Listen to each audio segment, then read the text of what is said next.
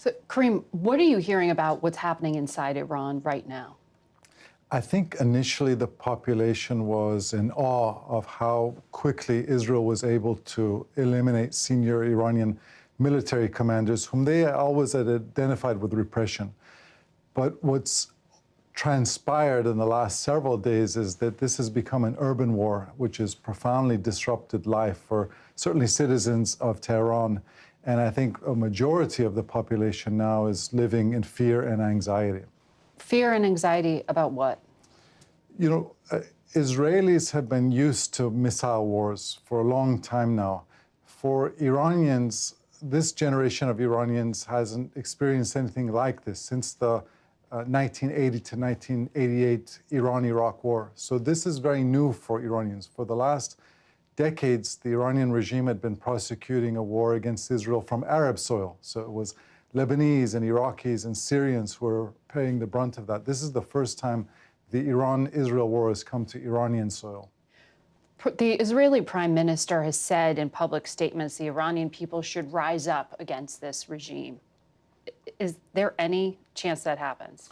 You know, while people are living under aerial bombardment, they're not thinking about waging political protest. They're thinking about survival. They're thinking about, taking care of their families. So I don't think it's on the top of people's heads right now to wage political protests. But what we know from history is that sometimes when authoritarian regimes get involved in foreign entanglements and they lose those foreign wars, it can actually hasten their demise. So there are examples of that in history. There are also examples of the opposite, where authoritarian regimes are invaded from the outside and it actually serves to prolong their shelf life. The Iranian regime, the military, has turned against the Iranian people before. Is there any chance that there's opposition? There certainly remains profound opposition to the Islamic regime. I suspect that perhaps 80% of Iranian citizens are opposed to a regime which has very few redeeming qualities. It's essentially a socially repressive police state and an economic basket case. So it's not that a lot of citizens want to live under that type of system. But at the end of the day, as far as we know, and it's difficult to tell from afar, but as far as we know from afar, it's a regime which remains united, highly armed, highly organized, and willing to kill en masse to stay in power. And it's a society, despite of their profound discontent, but it's a society which is unarmed, unorganized, and not willing to die to take power. You know, it's a regime which believes in martyrdom, but a society which doesn't. The Iranian people want to separate mosque and state, not join mosque and state.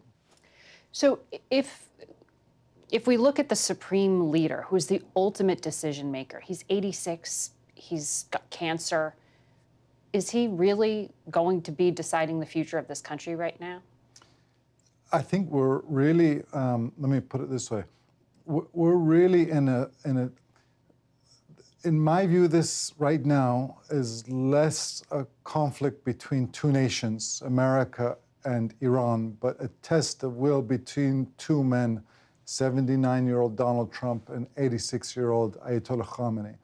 And Ayatollah Khamenei is one of the longest-serving dictators in the world. So on one hand, he has survival instincts. If he was a reckless gambler, he wouldn't become the longest-serving dictator in the world. So on one hand, he has survival instincts, but at the same time, he has long had these defiant instincts. He believes that if you compromise when you're being threatened and pressured, that doesn't alleviate the pressure. It projects weakness and will invite even more pressure. So these two key sources of identity for him right now are in great tension, his survival instincts and his defiant instincts. So if the U.S. joins this attack on Iran, what happens next? It really depends on how all of this plays out. But what's being talked about right now is the United States dropping a bunker buster on Iran's Fordo nuclear facility, a 30,000-pound bomb. And Iran will need to think very carefully about how it would respond to the United States dropping a bomb on that Fordo facility, because many of the options that Iran has for retaliation are the tactical equivalent of a suicide bombing. It'll do real damage to America, to Israel, to Iran's Arab neighbors, but it would have a profoundly damaging effect on Iran because of the blowback it would invite. So, if Iran were to strike the United States? well, there's a whole host of options you could think about for Iran's retaliation. They could try to go after American bases and American embassies throughout the Middle East. They could try to go after American soft targets. They would perhaps try to disrupt global trade corridors like the Strait of Hormuz. They could try to go after oil installations throughout the Persian Gulf, launching a barrage of missiles against either Israel or our partners in the Gulf, countries like Saudi Arabia and the UAE. So these would all be incredibly destructive options which would cause real damage. But the question for Iran, if their goal is to survive, and this is a regime which ultimately, they're homicidal but not suicidal. They want to stay in power. Do they think that they could get away with that without triggering a massive U.S. retaliation? If they're homicidal, not suicidal, why would the supreme leader turn down the chance of a lifeline that Donald Trump offered in the form of a diplomatic deal? The supreme leader has spent, when you consider both sunk costs and opportunity costs and the penalties of its nuclear program, perhaps around $500 billion on this nuclear program, which only provides around 2% of Iran's energy needs. So they've made enormous investment in this nuclear program, and it's very difficult for him to simply give it up entirely, to dismantle it. And second, the argument, the pitch that was made, the diplomatic pitch that was made to the Iranian regime was that this is the Libya model, which is you totally dismantle your nuclear program. Well, that ended very poorly for Libya's dictator, Muammar Gaddafi. He ended up dying. He was killed by his own population. And so for dictatorships like the Islamic Republic of Iran, and frankly, Saddam Hussein was in this position as well. For most dictators, when you're given a choice between unconditional surrender, which is what President Trump demanded of Iran's supreme leader, or continued defiance, they usually choose option 2 because they believe that unconditional surrender would be too humiliating for them in the eyes of their own population. And that oftentimes ends very badly for them, as we saw in the example of Saddam Hussein. CBS has reported that the Israelis were considering taking out the supreme leader. Who would succeed Khamenei if he is gone? What we've seen, certainly in the last couple decades in the Middle East, is that authoritarian transitions rarely lead to democratic outcomes. Especially when it's authoritarian transitions triggered by outside military action. So it's my view that what we've seen in Iran over the last decades has been this theocratic regime's transformation from a clerical dictatorship, a country ruled by the clergy, into a military dictatorship, a country ruled by the Revolutionary Guards. And if Khamenei is killed or drops dead next week, I think the next very powerful leader of Iran is very unlikely to be wearing a turban, much more likely to be someone who's wearing military garb or someone who has a background in either the intelligence or security forces. In other words, what comes next could be an even harder line leader. It's possible that if this supreme leader is killed or he leaves the scene in the coming weeks, that you could well have a power vacuum in Iran. So it's not to say that there will be a swift transition to another system.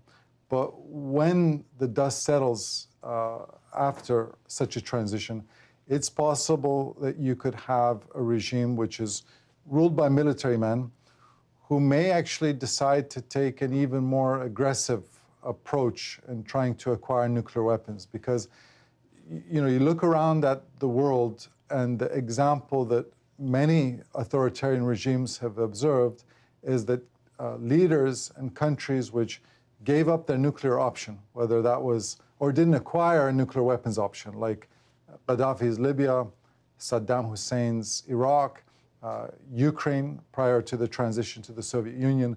Those countries all made themselves vulnerable to external intervention, whereas dictatorships like Kim Jong-un and the North Koreans have this nuclear cloak of immunity. So I think the lesson that many dictatorships could draw from this experience and the experience of others is that it's better to have nuclear weapons than to not have them. So if the United States drops, even if it's just one bomb on Fordo, does it then own the problem in Iran of what comes next? Bombing Fordo could certainly delay Iran's nuclear ambitions, but as long as this current regime is in power, it won't end their ambitions.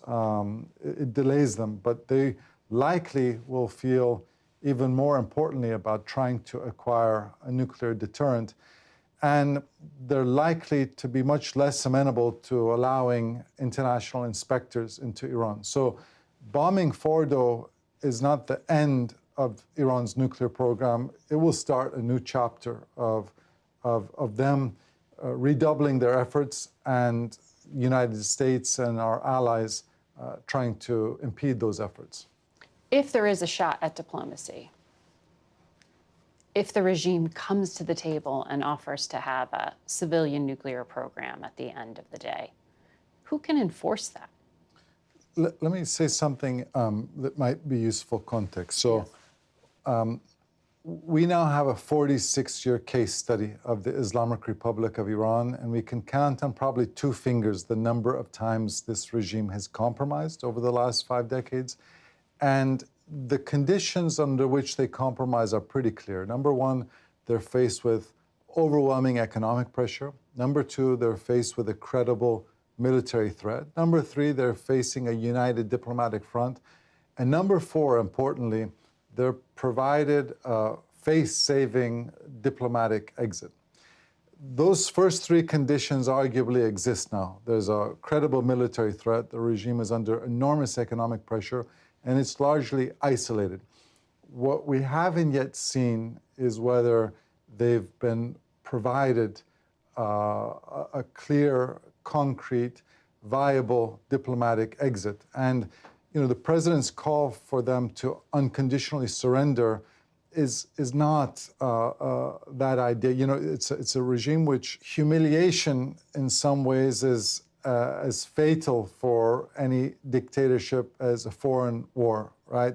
Humiliation for them could be internal death. So that's something that they want to avoid. And so the big question is, what is an outcome that the United States could live with? What is an outcome that Israel could live with? At the moment, I think we arguably have peak leverage because you have a regime which has been humiliated and decimated militarily over the last week. And it's an existential moment for the supreme leader. And so the question is, can we offer him something to climb down the ladder rather than risk a war, which, as we've seen over the last 2 decades, it's easy to start these wars. It's militarily, Iran is no match for the United States, but you're opening up a Pandora's box, which could potentially be with us for years to come.